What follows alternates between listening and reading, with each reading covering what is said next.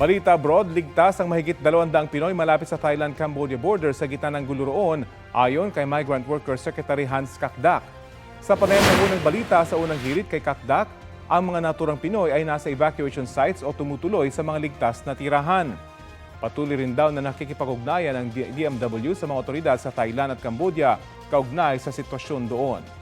Sa kabila ng anunsyo ni US President Donald Trump na nagkasundong mag-ceasefire ang dalawang panig, sinabi ng Thailand na patuloy silang makikipaglaban hanggat hindi nawawala ang banta sa kanilang bansa. Sabi naman ng Cambodia, nakipag-usap sila kay Trump at sa Thailand para sa panibagong ceasefire. Ayon sa Thailand, nasa 22 o 26 ang patay at 258,000 ang nawalan ng tirahan sa kanilang lugar dahil sa gulo sa border. Sa Cambodia naman, 11 ang patay at mahigit 394,000 ang apektado. Ang gulo sa pagitan ng Thailand at Cambodia ay nagugat sa matagal nang pinagagawang teritoryo sa kanilang border.